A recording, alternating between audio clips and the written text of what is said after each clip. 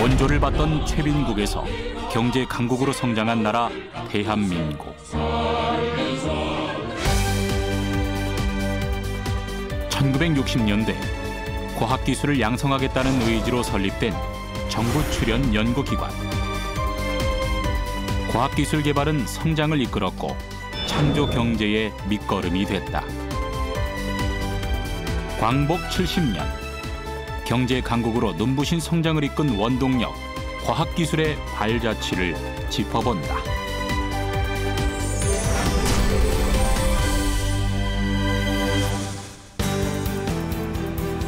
우리나라를 경제 강국으로 만든 과학적 성과에는 어떤 것들이 있을까? 미래창조과학부는 광복 70년을 맞아 우리나라 경제 발전을 이끈 과학기술 대표 성과 70선을 선정했다.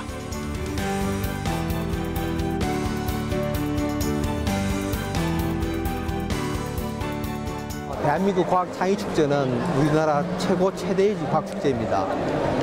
올해는 광복 70년을 맞아가지고서 더욱더 풍성하고 더욱더 의미 있는 행사로 준비를 했습니다. 광복 70년, 그리고 과학 70년. 1975년 첫 생산한 국산차 1호 포니는 우리나라를 세계 16번째 자동차 개발국에 올려놨다. 민족중유의 대동맥 서울 부산 간 고속도로가 완전 준공을 보았습니다. 서울에서 부산을 연결하는 경부고속도로는 12시간 거리를 5시간으로 줄이며 전국을 일일 생활권으로 만들었고,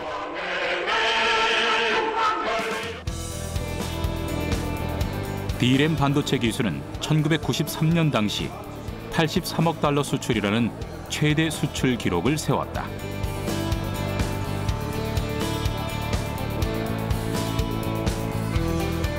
광복 후 과학기술은 하나둘 눈에 띄는 성과를 나타내기 시작했고, 그 성과를 바탕으로 우리나라는 조금씩 성장하기 시작했다.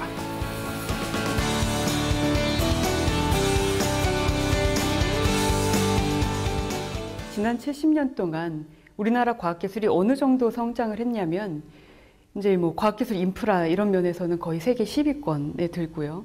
특허나 논문 생산, 뭐 이런 그 과학기술의 어떤 지식 활동의 성과 측면에서 보더라도 뭐 그 높게는 세계 10위권, 이제 조금 처지는 분야 같은 경우는 세계 20위권 내에 머무를 정도로 대단히 괄목할 만한 성장을 이루었다라고 볼 수가 있습니다.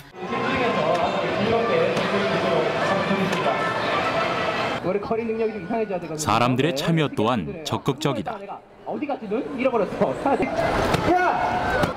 과학에 대한 흥미도 한층 높아졌다. 없어도 발사는 가능하지만 조준을 하기 위해서 연결을 넣도록 하겠습니다. 자, 저 사람 맞추려 한 거 나 알아. 시작. 불과 70년 전 과학의 불모지였던 우리나라는 이제 과학의 필요성을 중요하게 인식하고 있다. 정말 과학을 정말 재밌게 만들어보자 해가지고 이런 식으로 이런 걸 기획하고 있거든요. 그래서 정말 저도 진짜 어린이들이 이걸 통해서 이제 과학이 정말 재밌구나. 우리 교과서 배우는 게 다가 아니구나. 이런 감을 느꼈습니다. 이제는 누구나 자신의 상상을 창작물로 만들 수 있는 시대가 됐다. 그만큼 과학이 친근하게 자리 잡은 것이다. 기억한다는 최단거리 그 알고리즘은 적외선 센서로 검은색 라인을 인식한 다음에 전체 맵을 탐색하고 다시 돌아올 때 왼쪽으로 빠지기나 바깥쪽으로 빠지기를 무시하고 최단거리로 돌아오는 로봇입니다. 과학에 대한 관심. 우리가 과학의 중요성과 필요성을 인식하기 시작한 건 언제부터일까?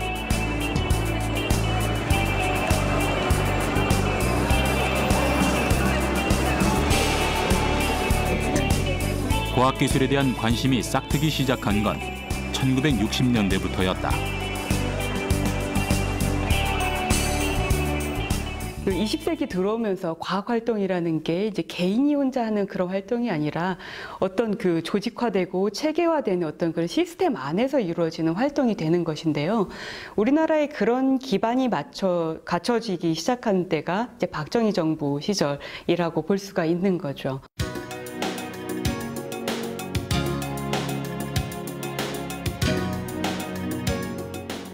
1962년 제1차 과학기술진흥 5개년 계획이 수립됐고 이는 과학기술 연구와 교육, 법 제정 등으로 이어졌다. 이러한 체계화 시스템은 우리나라 연구개발 시스템의 원형을 제공했다고 볼 수 있다.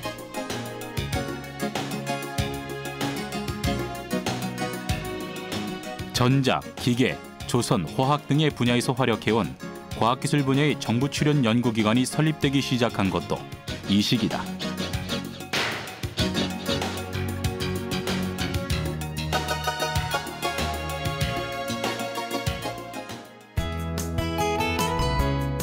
과학기술 인력 양성과 과학기술 구축을 위해 설립돼 기초과학과 개발연구 등을 담당한 과학기술 분야 정부 출연 연구기관.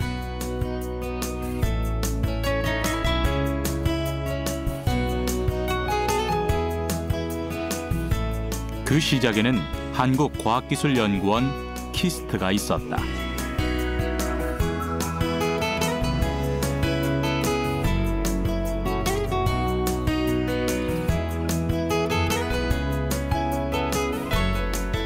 키스트는 1966년 출범한 우리나라 최초의 과학기술연구소다. 설립 당시 미국 정부의 지원이 있었는데 그 이면에는 또 다른 이야기가 있다. 그 미국 정부에서는 학교를 만들어 주려고 그랬어요. 근데 박정희 대통령이 공업연구소를 하나 지원해 주십시오. 그래서 이 말이 태동이 돼가지고 준비가 돼서 설립이 된 게 66년입니다. 박 대통령 내외부는 백악관으로 존슨 대통령을 예방하고 재회의 기쁨을 나누었습니다. 1965년 박정희 대통령이 미국 린든 존슨 대통령과 백악관에서 공동 성명을 발표하는 모습이다.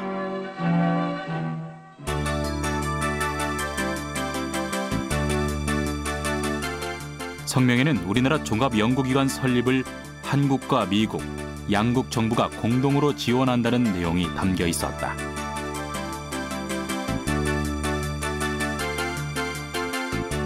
미국은 자금과 인력, 노하우를 제공했고 이듬해인 1966년 한국과학기술연구원인 키스트가 설립됐다.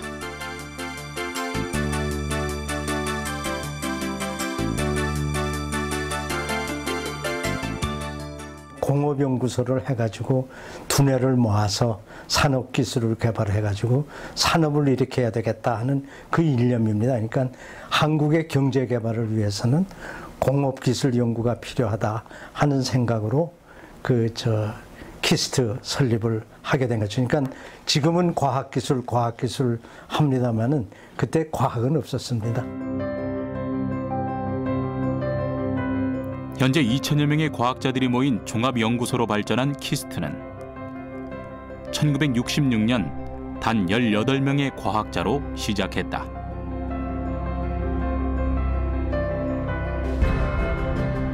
국외 한인 엔지니어와 공학자 등 과학자들이 유치되어 왔고 과학자들을 중심으로 산업 계획이 펼쳐졌다.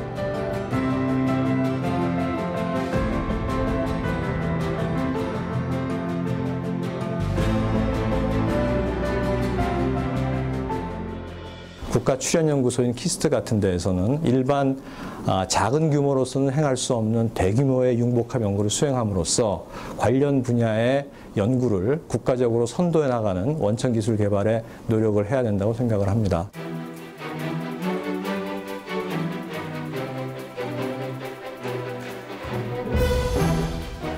키스트에 이어 1960년대 후반부터 1970년대까지 과학기술처를 비롯해 과학재단, 한국과학기술원, 국방과학연구소 등의 설립이 이어지며 과학기술 발전에 속도가 붙었다. 1980년대에 이제 반도체 산업이 성장을 하고 전자기계, 전자산업 같은 것들이 부상을 하잖아요. 그때도 이제 과학기술이 그런 부분에서 굉장히 빠르게 선진 기술을 습득하고 그런 습득한 정보들과 지식들을 산업계에 전파하는 역할을 하게 되는 것이죠.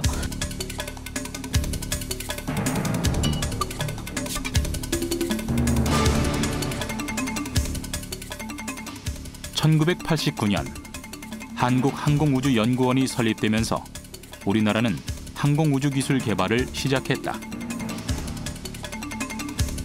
선진국에 비해 늦은 출발이었고 정부 출연 연구기관 중에서도 후발주자에 속했다. 우리가 출범하면서 당시 이제 외국 우주 선진국들, 미국이나 유럽이나 이제 일본까지 분석을 해봤더니 그런 나라들보다 50년, 40년 늦게 시작을 했더라고요. 그래서 우리가 이제 굉장히 처음에 고심들을 많이 했어요. 이렇게 늦게 시작을 해서 우주 선진국 대열에 언제 들어갈 수 있을 것이냐. 뒤늦은 출발에도 불구하고 항공우주 기술 개발은 속도감 있게 진행됐다.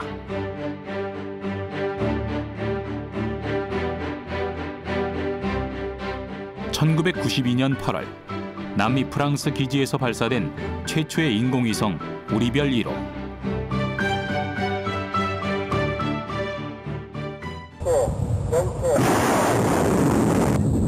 다음 해인 1993년 한국항공우주연구원은 과학로켓 KSR-1호의 첫 발사에 성공했다.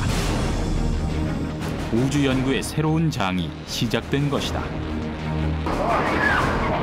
이후 다목적 실용위성 아리랑 1호, 액체 추진 과학로켓, 천리안 위성 발사 등을 성공시키며 국내 항공우주 기술을 성장시켰고 발사체 기술 개발은 계속 진행됐다.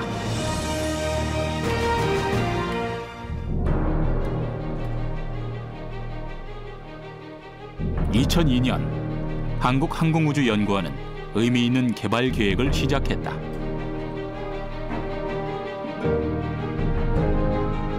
우리 땅에서 우리가 만든 인공위성을 발사하겠다는 목표로 위성 발사체 개발 계획을 확정한 건데, 이 발사체 이름이 나로호다.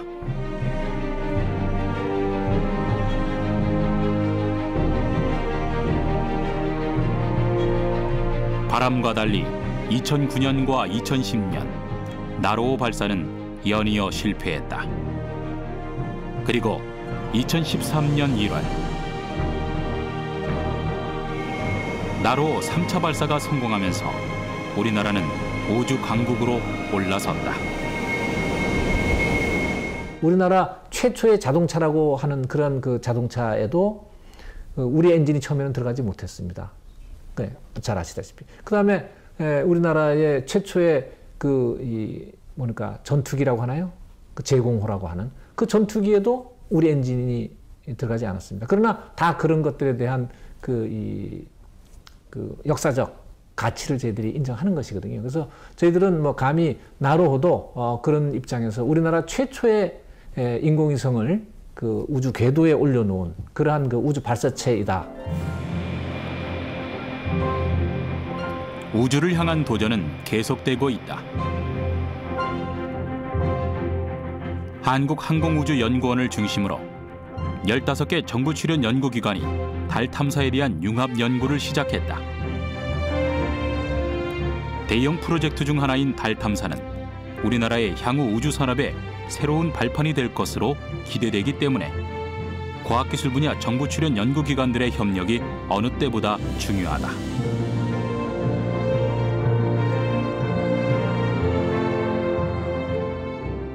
달 탐사는 미래 우주 대항해 시대를 시작하는 첫걸음이라는 큰 의미를 갖습니다. 그리고 달 탐사는 국력과 과학기술력의 상징입니다. 특히 우주기술 수준을 나타내는 지표가 되기도 합니다. 우리가 궤도선을 성공적으로 보내면 세계에서 7번째 국가, 또 착륙선을 성공하게 되면은 4번째 국가가 됩니다. 인공위성의 핵심 기술, 우주 발사체의 핵심 기술, 항공기의 핵심 기술. 한국항공우주연구원은 기술 개발에 초점을 맞춰 과학기술 발전과 다가올 미래를 위해 우주 개척과 개발을 계속해 나가고 있다. 미래는 우주를 개척하고 우주를 지배하는 자가 미래를 지배할 수 있다 하는 것이 미래학을 연구하고 미래를 대비하는 분들이 공통된 의견입니다. 그래서 한마디로 말씀드려서 우리 이 민족의, 우리 국가의 장래를 위해서 반드시 해야 되는 부분이 이 우주다, 이렇게 말씀드릴 수 있고요.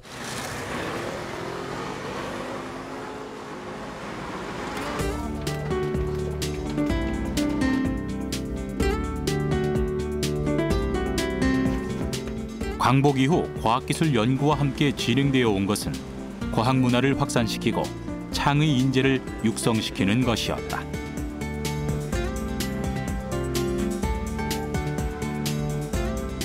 바로 이러한 목적과 창의사의 구현을 위해 설립된 곳이 한국과학창의재단이다.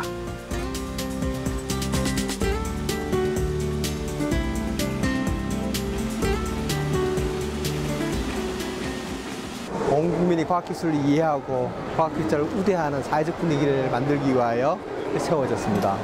창의재단은 국가적으로 굉장히 중요한 미션인 과학문화의 창달과 창의재 인재 육성이라는 사업들을 수행하고 있습니다.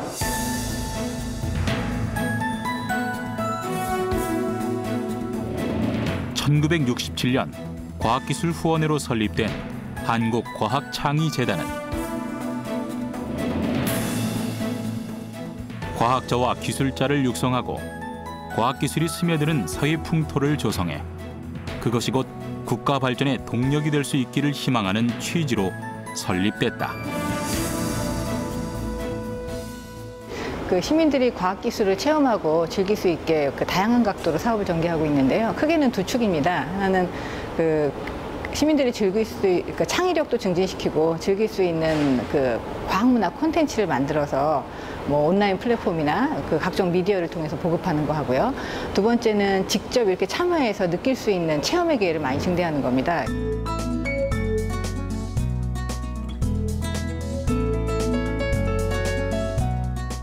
한국과학창의재단은 과학과 함께하는 소통으로 과학의 패러다임을 바꿔나가고 있다.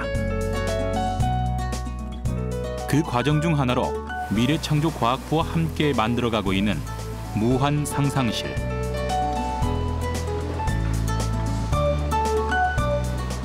전국에서 운영 중인 무한상상실은 전 국민 창작 공간으로 3D 프린터 등을 이용해 자신의 아이디어를 실현할 수 있다.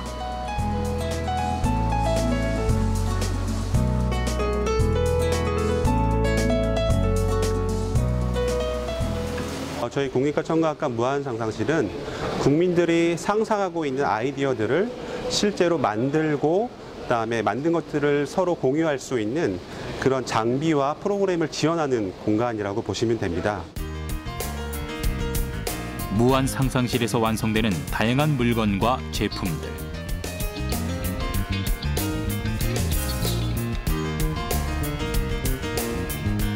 이곳에서는 과학을 재미있고 친근하게 접할 수 있고 손기술과 지속적인 작업으로 자신이 상상하던 것들을 완성시킨다.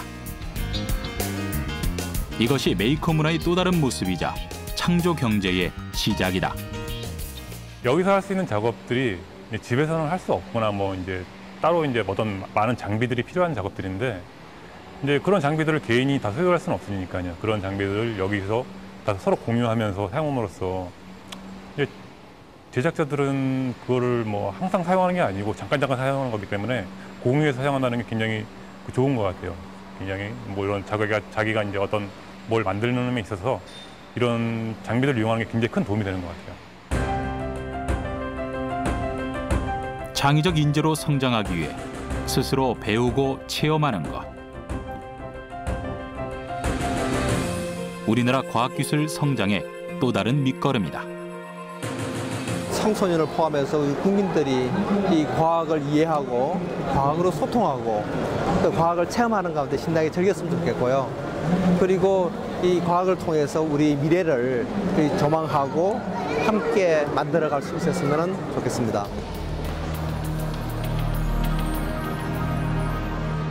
과학기술의 중요성을 인식한 것은 빈민국이었던 우리나라가 경제 강국으로 성장할 수 있는 원동력이었다. 그리고 이제는 혁신과 창조 경제의 새로운 발판이 되고 있다. 그러니까 제조 강국으로서는 과학기술이 제조 산업을 뒷받침하는 어떤 수단으로서의 역할을 했다면 창조 경제에서 과학기술은 그 자체로서 부가가치를 창출할 역량이 굉장히 높은 그런 분야가 되는 것입니다. 그래서 창조 경제라는 그런 그 키워드가 과학기술 그 자체에서 추구해야 될 비전이 되는 그런 공식이 성립하는 것이라고 볼 수가 있습니다. 광복 70년, 과학 70년. 빛나는 과학기술이 이끈 경제 강국 대한민국. 앞으로의 혁신과 도약을 위한 또 다른 빛이 될 것이다.